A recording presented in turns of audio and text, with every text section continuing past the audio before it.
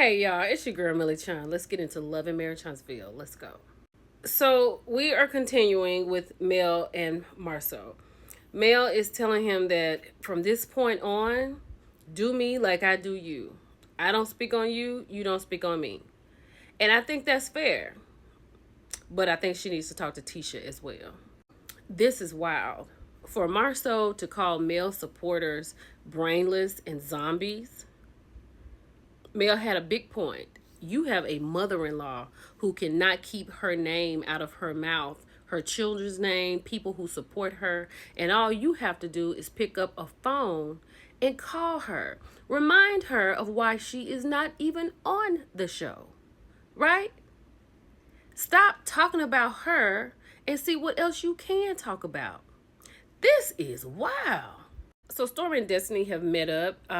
Stormy's telling her she's getting a new warehouse.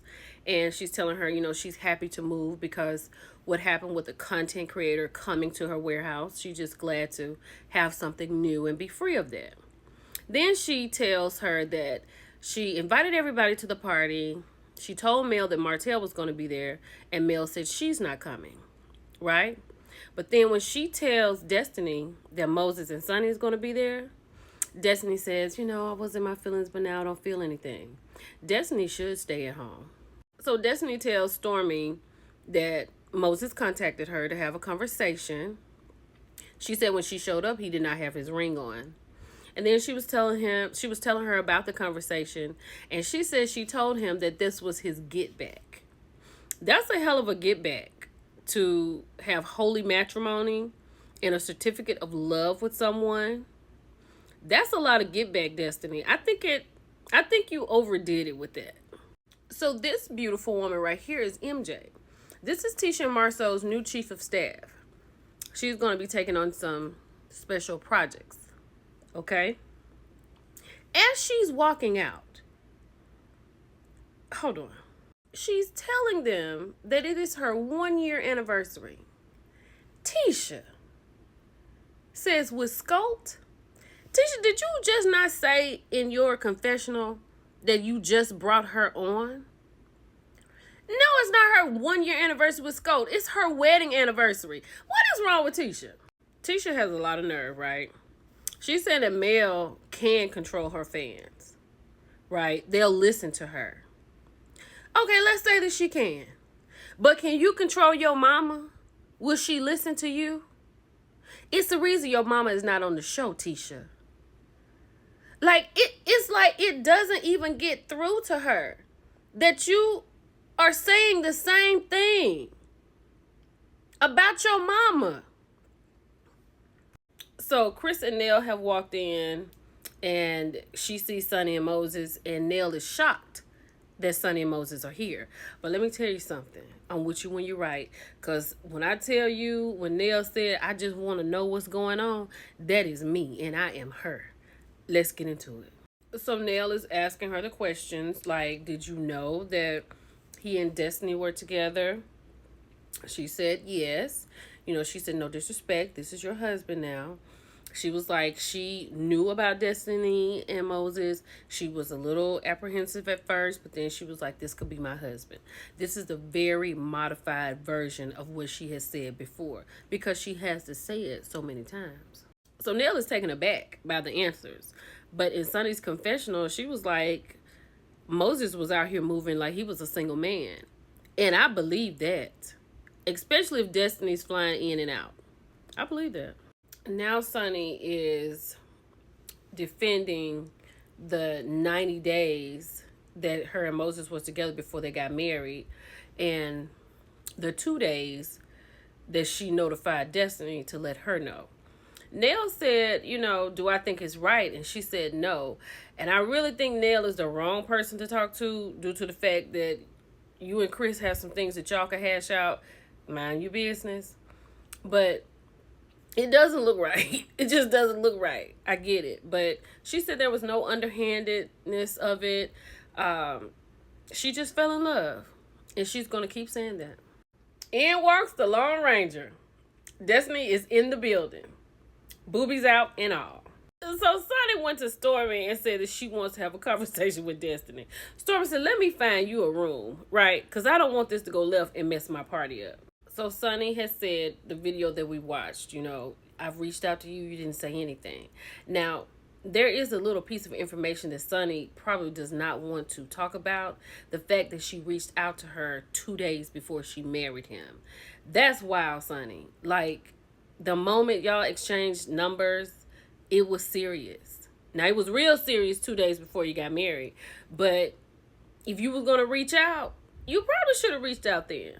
Baby, when Sonny said I was not expecting you to go on a podcast, and Destiny said, why not? When Destiny said, I'm a public figure, I'm me, the music, and Sonny felt the same way. Ma'am, you are not a public figure.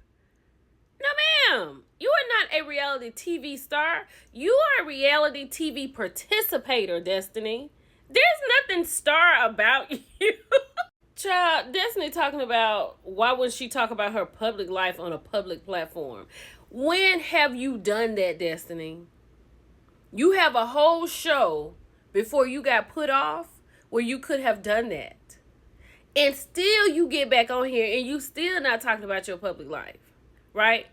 And even though you're on a public platform, you're still not talking about your life. You're talking about Sonny, you're talking about Mel, you're talking about Moses. We still don't know what's going on with you. Why did LeBarry, people want me to ask you, why did LeBarry leave you with a 3-week-old baby? Right? What happened with you and LeBarry? These are the questions that would probably make you pop on this TV screen. Girl. Now, my girl Chris, she and I have been going back and forth about how Sonny should have let Destiny know. But I will agree with her on this. Sonny did not need to let you know that she was talking to Moses. Because that is something she could just do. You weren't married to him. She said he was out there moving free with other women. It just so happened that Sonny was your producer. That's why it's bad. Right? Now, Sonny did not need to call you to inform you that she is talking to Moses. But I do still think she could have let you know a little earlier that this relationship was serious. I get it. I understand how she easily called Destiny out of her name. Because all these questions and all this stuff, I get it. I totally understand. But Destiny, you look crazy. Asking her for a timeline, clearly Moses is a cheater. Clearly. He was cheating on you with Sonny and with another girl. Right? The only thing is, I think Sonny might have tipped over into the side chick lane a little bit, but she took him on to the courthouse. You could never do that. And you were a side chick somewhere in there. Because clearly Moses gets the girls. You sound real crazy sitting here trying to get a timeline with a woman that's married to a man that you used to be with. That's crazy. Child, so Moses was married. He divorced his wife when he was in prison. They've been together since he was 17. So Destiny said I couldn't have been a side chick. But Sonny said you were his side chick because you were off and on relationships. And Destiny went on and said some other stuff. But it was this moment right here that the conversation was over. She said, I'm the wife. It don't matter. If she was a side chick at some point, she could have been. But she's the wife now, Destiny. Conversation is over. Destiny walked out and said Moses was cheating with every woman in St. Louis. She said, not no more. She said that was on your time. That was perfect. Sonny debriefed with Moses. She made a decision to leave the party. They're out. So Martell is making his rounds. He's talked to Trish and Ken. He's talking to Neil and Chris. He said that he flaked out. He was never in because his body is not ready. He said if he looked like Ken, he would. Ken said he's going to have a conversation with Martell, but tonight is not the night. It's about Trish. I was done when Trish said she was talking through her teeth. Ma'am, you do that every time you open your mouth. So Nell and Destiny are debriefing, right? And Nell said she was giving Sonny the benefit of the doubt. Destiny said, I spoke to one of her friends and she said she's not surprised Sonny has done this before to someone in high school. High school, Destiny. Destiny feels like Moses chose Sonny to hurt her when she pulled away from him.